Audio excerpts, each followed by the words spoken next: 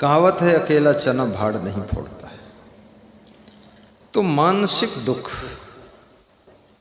ये दुख बहुत कठिन है।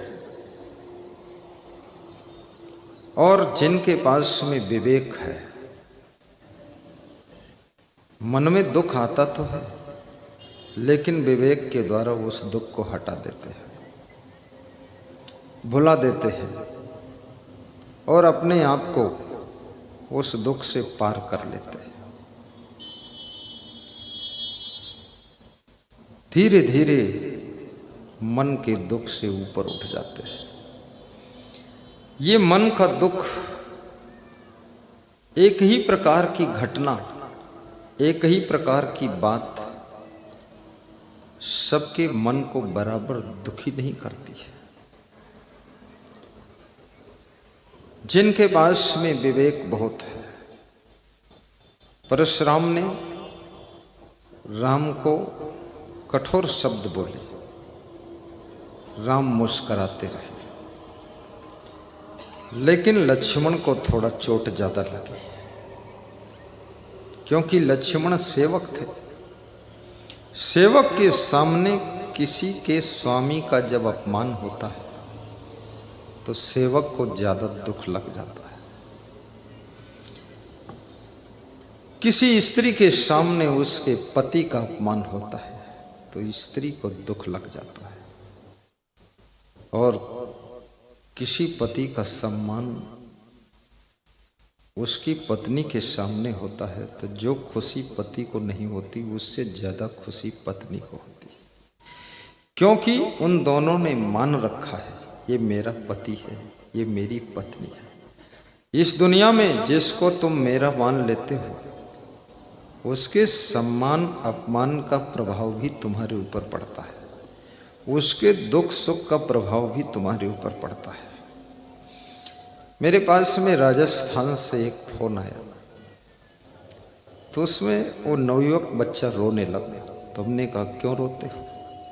तो उसने कहा रोते क्या है, जिस लड़की के साथ शादी होना था वो बीमार हो गई है। तो हमने कहा अभी तो शादी हुई नहीं, अभी क्या दुख तुमको, दूसरे से हो जाएगी अगर मर भी गई। बोले मन में तो हम बिठा लिए। तो हमने कहा कभी मिली है? बोले एक बार देखा हूं बीमार है। बहुत रोया फूट फूट कर। वही लड़की शादी तय होने से पहले 100 बार बीमार हुई, उसे कोई दुख नहीं था, लेकिन मन में मान लिया कि ये मेरी भविष्य में होने वाली पत्नी है। अब बीमार हो गई तो वो दुखी है, रो रहा है, आशीर्वाद मांग रहा है। ये सारा संसार मानंदी पर चलता है। मानंदी सब मान कर ही लोग बैठे हैं, ये मेरा है, ये तेरा है, और इसी में एक दूसरे का दुख, एक दूसरे का सुख अपना सुख दुख बन जाता है। और कहावत भी है अपने लोगों की पहचान तो यही है, एक दूसरे के सुख दुख में हाथ बटाए। कई तरह से लोग हाथ बटाते हैं। कितने लोग आपके दुख में दुखी हो जाते हैं, आपके सुख में प्रसन्न हो जाते हैं। एक तरीका ये है।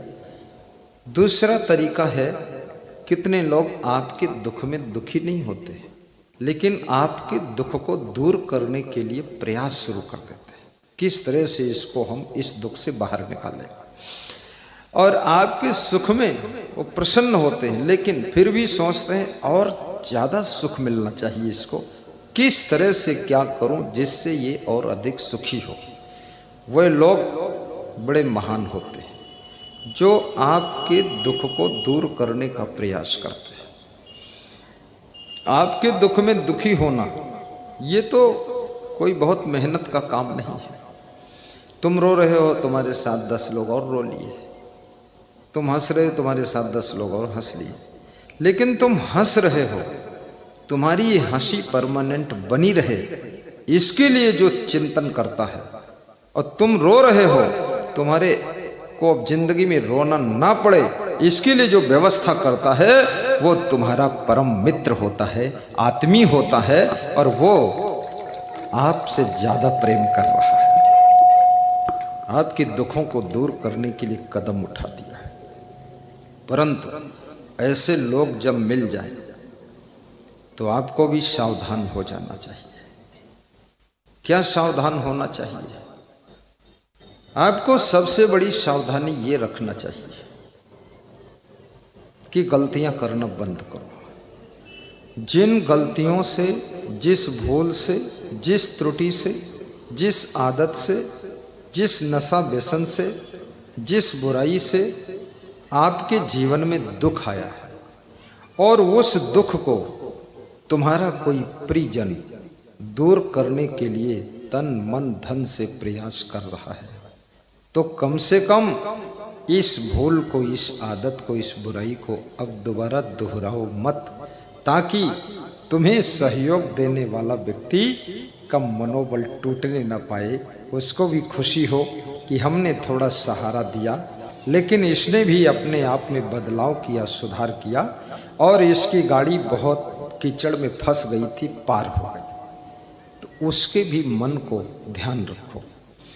कोई व्यक्ति आपसे प्रेम करता है, उसको ख्याल भी रखो और उसको रीडिंग करो। बाहरी चीज़ें और आंतरिक चीज़ें दोनों को देखिए। तो कबीर साहब कहते हैं, संसार में दो प्रकार का दुख होता है, एक तो शारीरिक दुख, दूसरा मानसिक दुख। शारीरिक दुख संयम, परहेज, दवा, व्यायाम से कम हो सकता है। मानसिक दुख विवेक, ज्ञान, सहनशीलता, विचार और सद्गुण, सदाचार से कम हो सकता है। मन का दुख, जैसे आपकी मां आपको थप्पड़ मारती है, डांटती है और कभी कहती है कुछ ऐसे शब्द बोल देती है ज्यादा तुमसे परेशान होकर, कहती है नाश काटे मर जाओ जाए कहूँ, लेकिन वो अंदर से चाहती नहीं कि ये ऐसा हो जाए, पर जोश में बोल दिया है। उसके शब्द वो बच्चा सुन लेता है, हंस देता है, फिर अपनी माँ को लिपट जाता है। बच्चा भी जानता है कि ये माँ बोल तो रही है, मैंने गलती किया इसलिए बोल दिया है, लेकिन माँ के भीतर का ये भाव नहीं है। भावों का अध्ययन करना और स्वयं के अंदर भाव भर देना। तो मानसिक दुख से बचने के लिए अपना विवेक जागृत करिए। सद्गुरु विशाल देव कहते हैं, बिनु विवेक कोई ना सुखी, बिना किए संतोष, सबको देखो हाल यह, पढ़े अपढ़ मन को से। तुम्हारा मन कल्प वृक्ष है। मन में जो सोचते हो, मन में जो संकल्प लेते हो, उसको पूरा करने के लिए तुम्हारी बुद्धि काम करना शुरू करती है। तुम्हारा शरीर भी एक्टिवेट हो जाता है। इसलिए मन में हमेशा शुभ सोचो, अच्छा सोचो, बड़ा सोचो और जल्दी सोचो। समय निकलता जा रहा है।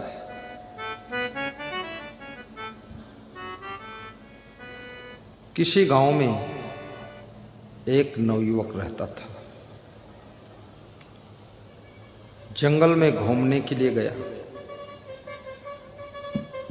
तो एक ऐसे वृक्ष के नीचे पहुंचा जिस वृक्ष के पास में बोर्ड लगा था कि आप कल्प वृक्ष के पास में बैठे हुए और जो मन में सोचेंगे वो आपको मिलेगा। तो उसने मन में सोचा कि प्यास लगी है, पानी मिल जाता तो ठीक था। तुरंत एक लोटा पानी आ गया, उसने पी लिया। फिर सोचा भूख लगी है, भोजन मिल जाता तो ठीक था। भोजन आ गया, भोजन मिल गया, खा लिया, ठीक। फिर सोचा थोड़ा नींद आ रही है, बिछौना तकिया मिल जाती, सो जाते। तकिया बिछौना आ गया, फट से सो गया। सोकर उठा, अब ये सब मनोकामना उसकी पूर्ण हो गई। कल्प वृक्ष के नीचे बैठा था। अब सोचने लगा यहाँ कहीं भूत ना आ जाए जंगल में, तो भूत आ गया। तो फिर मन में सोचा कहीं हमको खा ना जाए, तो इसको खा भी गया। अब सोचने की बात, आपके मन में, आपका मन ही कल्प वृक्ष है। मन में जो तुम सोचते हो, धीरे धीरे धीरे धीरे वो सब घटित होने लगता है। मन बहुत बड़ी चीज है, छोटी चीज नहीं है। जो लोग आज बहुत बड़े ऊंचाई पर पहुंचे हैं, उनके मन के संकल्प ही इतना ऊंचे उनको ले गए। और जिन लोगों में बहुत ऊंचाई पर पहुंचने की तमन्ना है, आप गौर करेंगे वे लोग बड़े गुणवान होते हैं। प्रधानमंत्री को देख लीजिए, मुख्यमंत्री को देखिए, उद्योगपतियों को देखिए, उनके अंदर बहुत गुण होते हैं, बहुत कलाएं होती हैं और बड़ी सहनशीलता होती है। अमीरी और गरीबी ये भी मनुष्य की जिंदगी में कभी आती है, लेकिन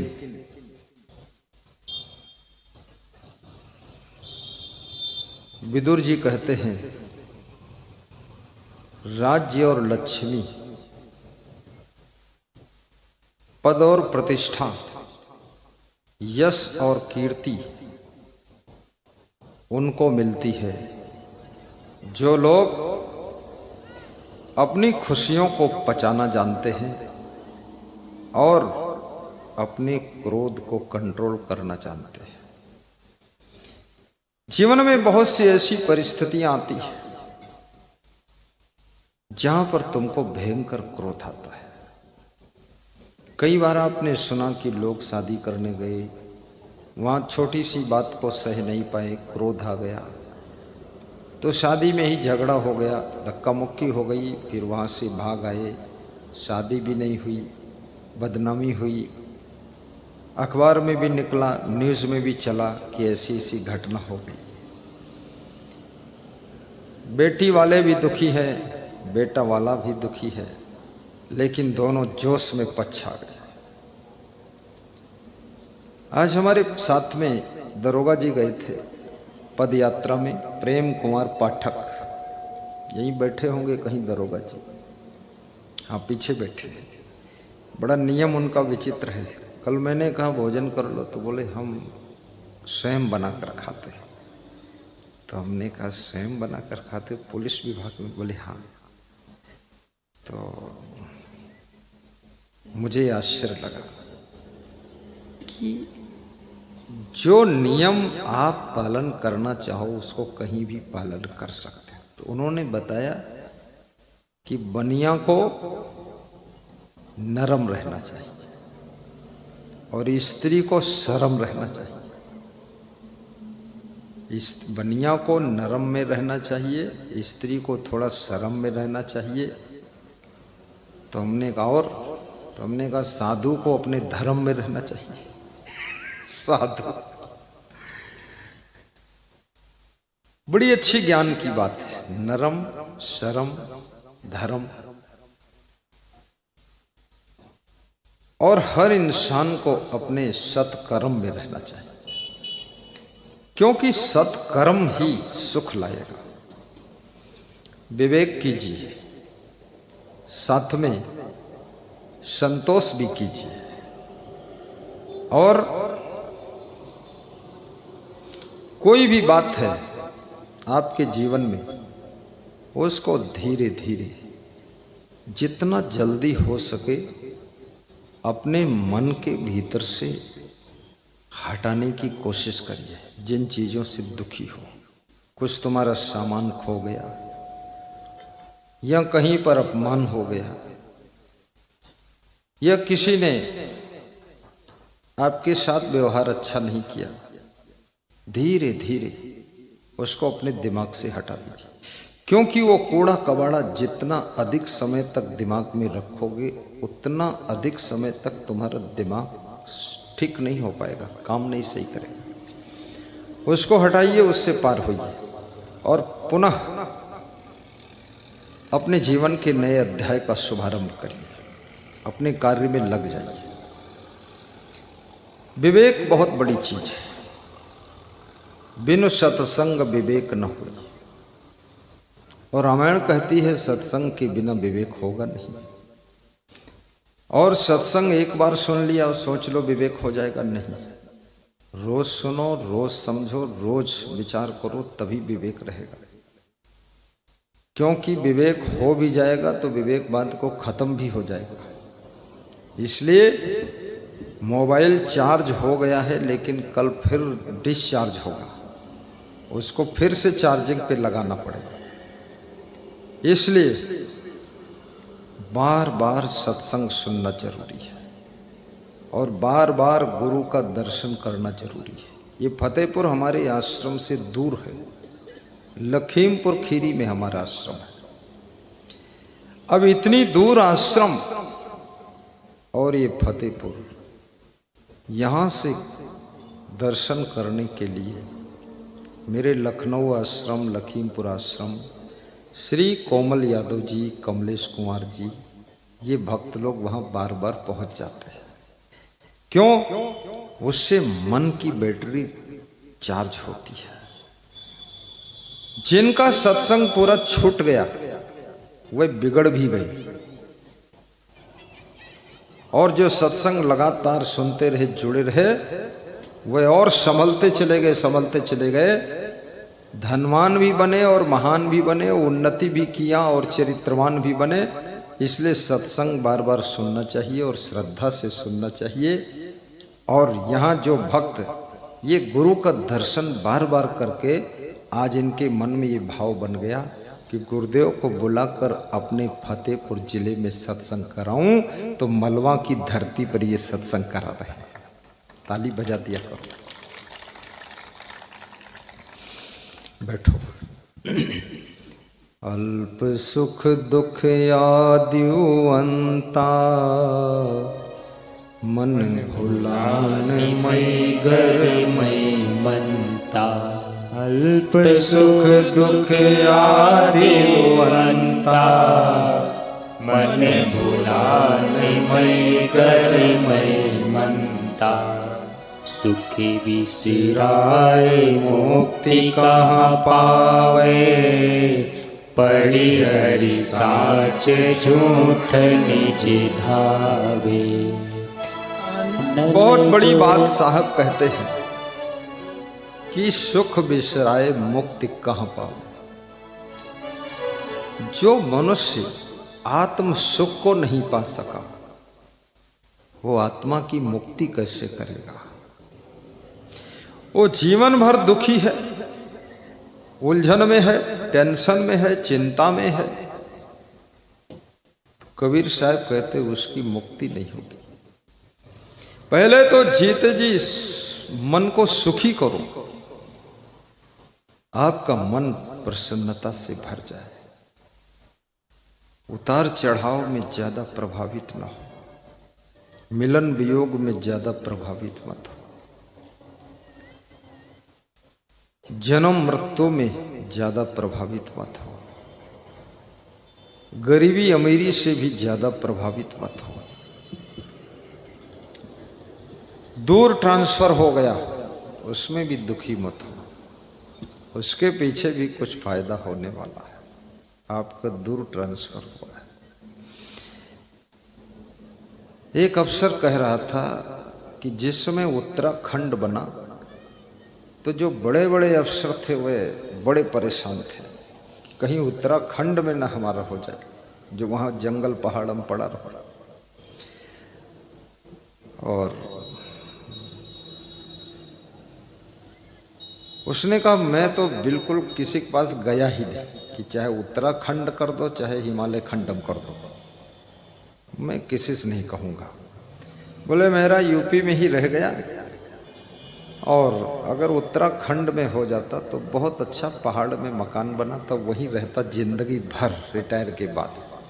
कोई ज़रूरत नहीं लखनऊ में, कौन सुख है।